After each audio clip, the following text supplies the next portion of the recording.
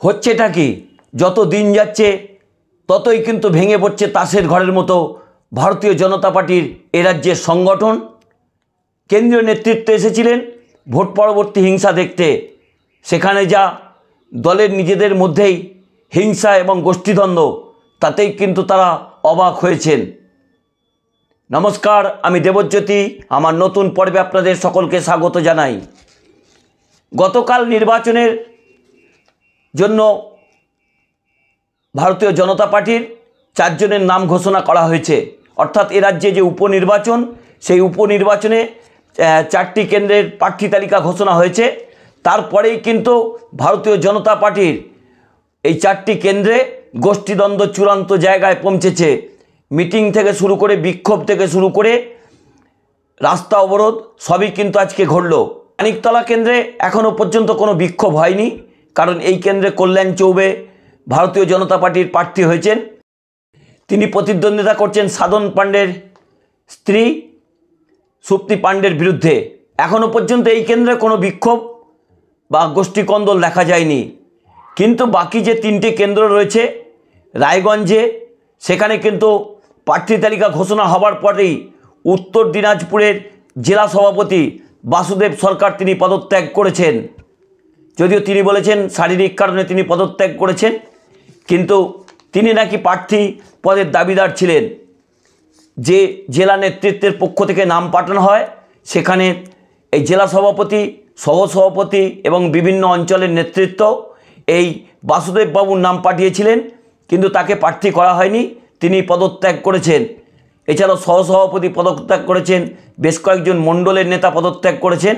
কারণ যেভাবে এই মানস কুমার ঘোষকে প্রার্থী করা হয়েছে, তাকে নিয়ে কিন্তু ভারতীয় জনতা পার্টির অন্দরে ব্যাপক গোষ্ঠীকন্দল শুরু হয়েছে। কারণ তিনি 23-এ ভারতীয় জনতা পার্টিতে যোগদান করেছেন।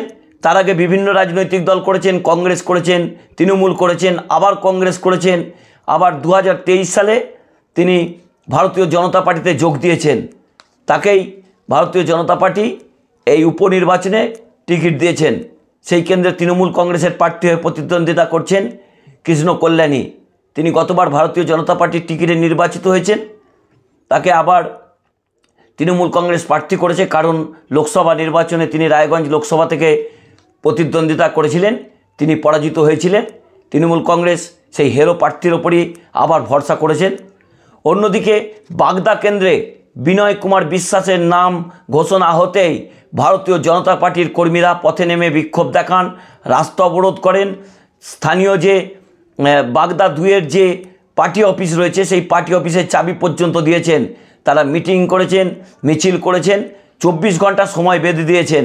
24 ঘন্টার মধ্যে যদি রাজ্য নেতৃত্ব এই বিনয় কুমার বিশ্বাসের নাম পরিবর্তন না করেন, তাহলে কিন্তু তারা গোজ প্রার্থী দেবেন। অর্থাৎ বিক্ষুব্ধ হয়ে হিসেবেই ভারতীয় জনতা পার্টির কোনো স্থানীয় নেতৃত্বকে তারা প্রার্থী করবেন। তারা বলেছেন এই বিনয় কুমার বিশ্বাস বহিরাগত, তাকে শান্তনু ঠাকুর তাদের ওপর চাপিয়ে দিয়েছেন, তারা কোনো মতেই মেনে নেবেন না। এই কেন্দ্রে কিন্তু ভারতীয় জনতা পার্টির প্রার্থী হিসেবে একজনের নাম ঘোরাফেরা করছিল, সেই দুলাল বর কিন্তু এই কেন্দ্রে প্রার্থী হওয়ার দাবিদার ছিলেন। অন্যদিকে রানাঘাট দক্ষিণে মনোজ কুমার বিশ্বাসের নাম ঘোষণা হতেই ভারতীয় জনতা পার্টির মহিলা কর্মীরা পথে নেমে পড়েন এবং তারা বিক্ষোভ কর্মসূচি করতে শুরু করেন। তারা বলেছেন অবিলম্বে প্রার্থীপদ প্রত্যাহার করতে হবে। অর্থাৎ 4টে যে উপনির্বাচনের প্রার্থী তালিকা ঘোষণা হয়েছে, 3টেতেই কিন্তু বিক্ষোভ শুরু হয়েছে। এখনও পর্যন্ত কিন্তু মানিকতলা বিধানসভা কেন্দ্রে, যেখানে উপনির্বাচনে কল্যাণ চৌবে ভট্টাচার্য প্রতিদ্বন্দ্বিতা করছেন, সেখানে কিন্তু এখনও পর্যন্ত বিক্ষোভ হয়নি। আগামীকাল বিক্ষোভ হবে কিনা এখনও পর্যন্ত কেউ বলতে পারছেন না। বঙ্গ বিজেপির অন্দরে যে বিক্ষোভের আগুন গত কয়েকদিন ধরে ফুটছে, তাতে কি আগামী দিনে পদ্ম ফুটবে নাকি পদ্ম কুঁড়িতেই থেকে যাবে? পদ্মের পাঁকে জন্ম। ভারতীয় জনতা পার্টির কর্মীরা যেভাবে গোষ্ঠীকন্দল করছেন, তাহলে কিন্তু এই কুঁড়িকেও তারা পাঁকে প্রবেশ করিয়ে দেবেন। আজকে সকাল থেকে যে ছবি দেখা গেল, যে আজকে দক্ষিণ 24 পরগনায় গেছিলেন ফ্যাক্ট ফাইন্ডিং কমিটি, অর্থাৎ নির্বাচনের পরে নাকি এ রাজ্যে হিংসা হয়েছে, সেই হিংসা দেখতে যে ভারতীয় জনতা পার্টির যে নেতৃত্ব এসেছিলেন, সেখানে বিপ্লব দেব ছিলেন, রবিশঙ্কর প্রসাদ ছিলেন, আরও দুজন নেতৃত্ব ছিলেন এবং এ রাজ্য থেকে অগ্নিমিত্রা পাল ছিলেন। কিন্তু যেভাবে সেই নেতৃত্বের গাড়ি আটকে রাস্তা অবরোধ করে তাদের গাড়ি থেকে নামতে বাধ্য করলেন, যে সেখানে নাকি জেলা সভাপতি অনেক ঘরছাড়াদের নিয়েও কিন্তু গোষ্ঠীদ্বন্দ্ব করছেন। তারা বলছেন আমরা অত্যাচারিত, কিন্তু জেলা সভাপতি আমাদের কারোর সঙ্গে দেখা করতে দিচ্ছেন না। এই উপনির্বাচনের 4টি আসনের প্রার্থী তালিকা ঘোষণার পরে যেভাবে বিক্ষোভ শুরু হয়েছে এবং আপনাদের ভারতীয় জনতা পার্টির গোষ্ঠীদ্বন্দ্ব শুরু হয়েছে এবং যে কেন্দ্রীয় প্রতিনিধি দল এসছেন ভোট পরবর্তী হিংসা দেখার জন্য, যেভাবে বিক্ষোভ তাদের সামনে হয়েছে সেই ছবিটা আপনারা একটু দেখুন। তারপরে আপনাদের সঙ্গে বিস্তারিত আলোচনা করব যে ভারতীয় জনতা পার্টির আভ্যন্তরীণ সংগঠন কোন অবস্থায় রয়েছে এবং গোষ্ঠীদ্বন্দ্ব কিভাবে চূড়ান্ত জায়গায় পৌঁছেছে এবং কিভাবেই তাদের মধ্যেই মুসল পর্ব শুরু হয়েছে। কারণ দলটা যেভাবে ভাঙতে শুরু করেছে, যে কোনো দিন তাসের ঘরের মতো কিন্তু ভারতীয় জনতা পার্টির এ রাজ্যে সংগঠন ভেঙে পড়বে। কারণ দলের উপর থেকে রাজ্য নেতৃত্বের যে কোনো রকমভাবেই বাঁধন নেই, তা কিন্তু গতকাল থেকেই পরিষ্কার করে বোঝা যাচ্ছে যে নির্বাচনে বিপর্যয়ের পর থেকেই যেভাবে মুসল পর্ব চলছে, তাতে কিন্তু ভারতীয় জনতা পার্টির কেন্দ্রীয় নেতৃত্বের কাছে এ রাজ্যের সংগঠন টিকিয়ে রাখা রাজনৈতিকভাবে অত্যন্ত চ্যালেঞ্জের। তারা টাকার, আমরা যতটা জানতে পারছি টাকার বিনিময়ে প্রার্থী দেওয়া হয়েছে এবং ঠাকুরবাড়ি থেকে একটা ব্যবসা শুরু করেছে।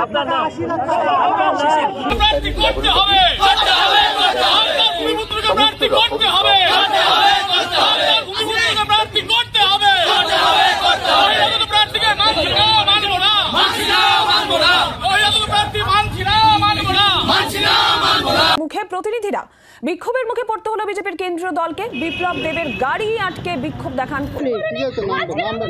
আরে আমরা আক্রান্ত কেন নামবেন না? এখানে আক্রান্ত জেলা সভাপতি আমাদের কোনো খোঁজ নেয়নি, মন্ডল কোনো খোঁজ নেয়নি। যে ছবির সামনে আসলো বিজেপিরই কর্মী সমর্থকদের বিক্ষোভের মুখে পড়লেন বিজেপির কেন্দ্রীয় প্রতিনিধি দল ফ্যাক্ট ফাইন্ডিং টিম। তাহলে বুঝুন অবস্থাটা। কেন্দ্রীয় নেতৃত্ব যে ছবি তারা দেখলেন, তাতে তারা কি কেন্দ্রীয় নেতৃত্বকে কি রিপোর্ট দেবেন যে যে ভারতীয় জনতা পার্টির যারা ঘরছাড়া রয়েছেন তাদের নিয়েও গোষ্ঠীদ্বন্দ্ব রয়েছে, তাদের নাকি সামনে আনা হচ্ছে না। ভারতীয় জনতা পার্টির যে দক্ষিণ 24 পরগনার জেলা সভাপতি রয়েছেন, তিনি নাকি গ্রুপ করছেন, তাই তিনি এই ঘরছাড়াদের সামনে আনতে চাইছেন না।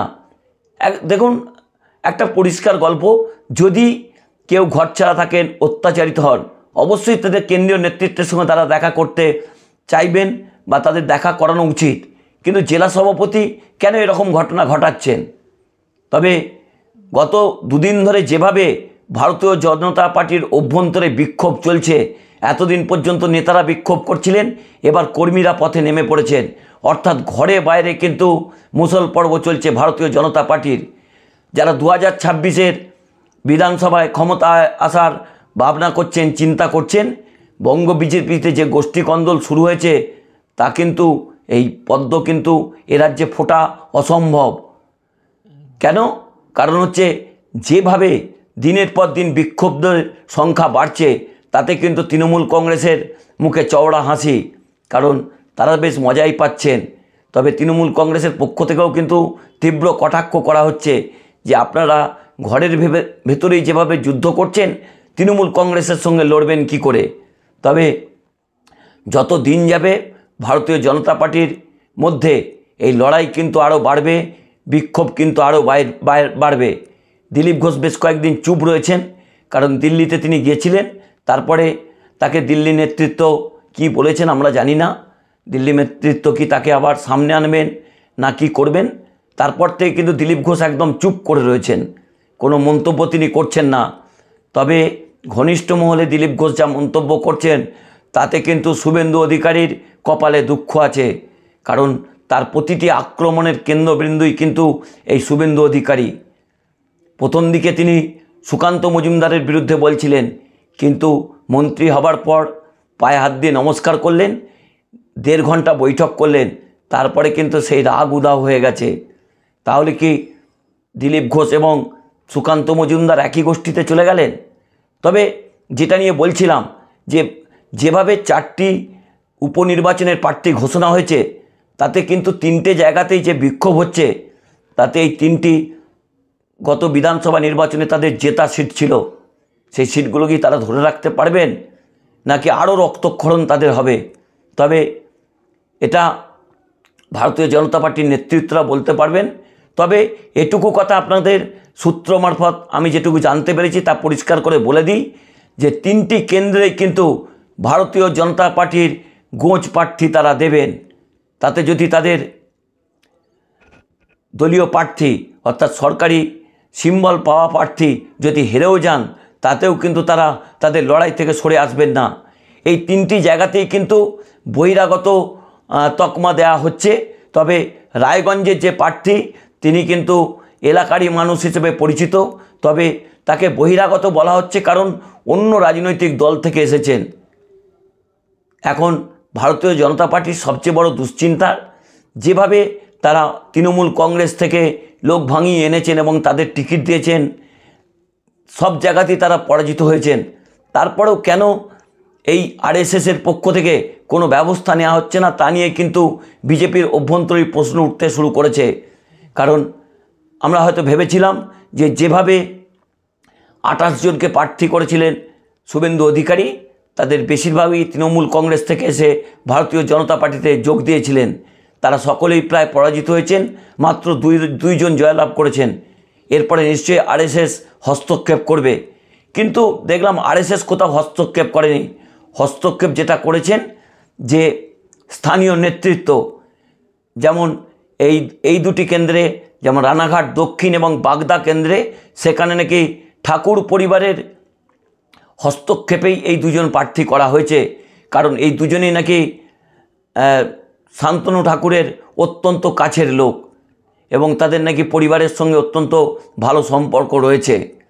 এবং পরিবারকে বাইরে রেখে তো ভারতীয় জনতা পার্টির রাজনীতি হয় না। কারণ গত কয়েকদিন আগেই একটা আমি পর্ব করেছিলাম, সেখানে ভারতীয় জনতা পার্টিতে কিভাবে পরিবারবাদ রয়েছে তা কিন্তু পরিষ্কার করেছিলাম। এবং অন্যদিকে রায়গঞ্জ কেন্দ্রে যেভাবে তৃণমূল কংগ্রেস থেকে এসে 23 সালে তিনি এসেছেন, তারপরেই তাকে টিকিট দেওয়া হয়েছে, তা নিয়ে কিন্তু চূড়ান্ত বিক্ষোভ শুরু হয়েছে। এখনও পর্যন্ত একটি দেয়াল লিখন শুরু হয়নি। আজ সকালে রায়গঞ্জ কেন্দ্রে তৃণমূল কংগ্রেস প্রার্থী যখন প্রচার করছেন, তখন বিজেপির প্রার্থী তিনি দেয়াল লিখন করতে গেছিলেন। সেখানে স্থানীয় ভারতীয় জনতা পার্টির কর্মীদের বিক্ষোভের মুখে তিনি সেই রঙের বালতি নিয়ে তিনিও চম্পট দিয়েছেন। আপনাদের গত দুটি পর্বেও অনুরোধ করেছি যে আমার এই পর্বগুলি যদি ভালো লাগে আমার চ্যানেলটি সাবস্ক্রাইব করবেন এবং আপনারা আমার পাশে থাকবেন। কারণ সাবস্ক্রাইব করার জন্য কোনো পয়সা লাগে না।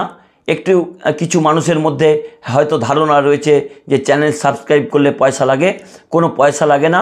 এবং বেল আইকনটি ক্লিক করবেন এবং আমার পাশে থাকবেন। কারণ মাত্র 1.5 মাসেই আপনারা যেভাবে আমাকে আপন করে নিয়েছেন, আপনাদের দোয়া ভালোবাসা যেভাবে আমি পেয়েছি, তাতে আপনাদের কাছে চিরকৃতজ্ঞ।